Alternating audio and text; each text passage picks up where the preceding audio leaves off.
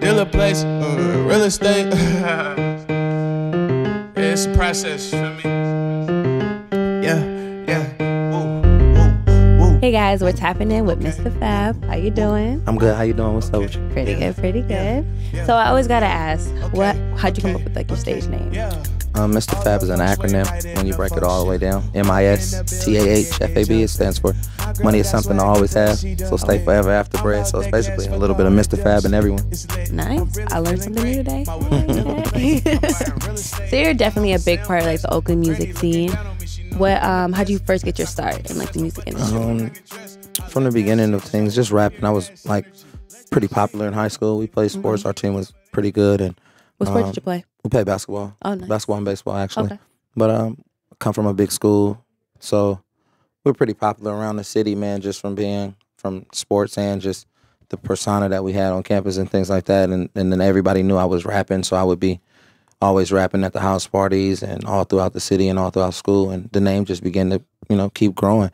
And things that, start off in the infancy stages, it then materialize to the fruition of what it is today. So it's just long years of grinding and churning.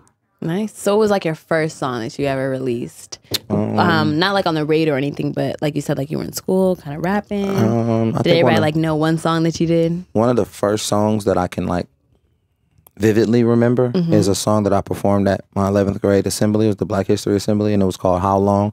And it was like a political theme song, basically talking about how long will blacks continue to keep struggling. And the reason why I said that song is because the other day, someone that went to school with me came up to me and he was saying the lyrics, and I was like, bro, you remember that?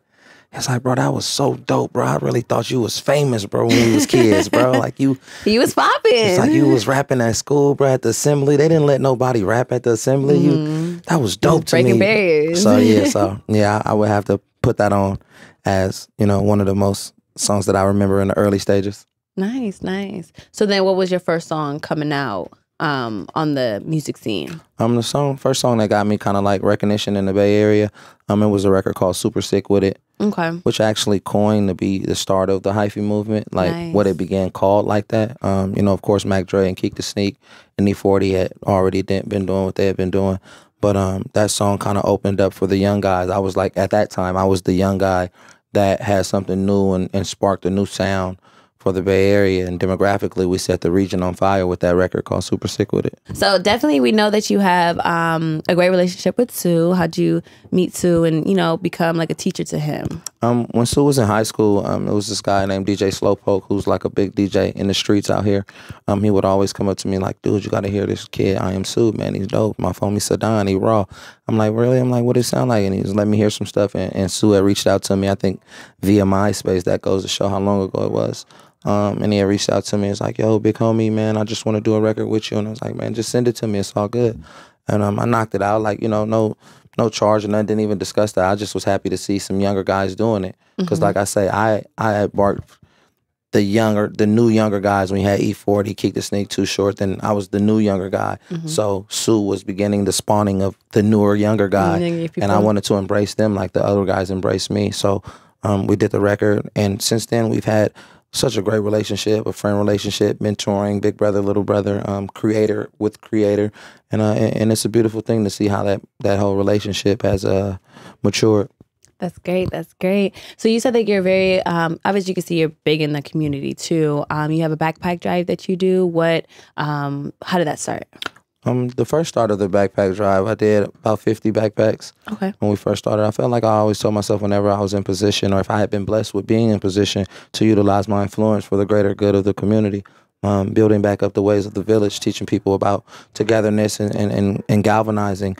So we did the first backpack drive 12 years ago. 2 weeks ago was the 12th annual backpack giveaway. We were able to give away close to 1,100 backpacks, fed hundreds of people, and these are things that we do consecutively in the community all throughout the year.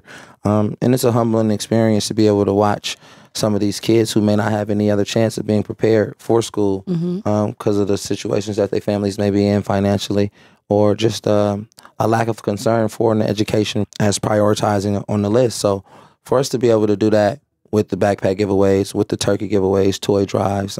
We also do victims of domestic abuse in February for Valentine's Day, Easter egg hunts. And like I say, all throughout the year, there's always some event that we do geared towards building a community. So I'm happy to be able to play a major part in that. Nice. Is there some way like people that are interested can be involved? Just like a website or like Instagram or anything like that? It's all a grassroots program, man. You know, so we build. I don't really want to get too technical with it and try to do, you know, bringing in all the nonprofit organizations and things like that. Our movement is sheerly grassroots. For the collection is by the people, for the people. We continue to put our monies together. Everybody put their littles together and formulate a lot. It's dope the way people reach out. We've had several athletes, entertainers, actors, and so on and so forth reach out over these years, and the building of it shows the camaraderie of the community. So people that just reach out to us, you know, via the social media, Facebooks and things like that, and we talk back, or just come up to the community. I have a store in North Oakland, a clothing store, and it's like the melting pot. It's multi-thing, it multitasks. It's a store, it's an office, all that stuff. You know, all of those things like that. So the store is called the Dope Air Store, and it's on 45th and Market, and it's doing pretty good. Nice. If you want to visit, check out the store, go donate, all that good stuff. For sure. Well, we greatly appreciate you for your time. It's definitely great to hear how great you're involved in the community, because not a lot of people don't give back, but not a lot of people are like so intact to their community, you know? And it's great to see that you never forgot where you came from. Very humble person, and it's a pleasure to meet you. That's all love. Thank you, Bri. I appreciate you.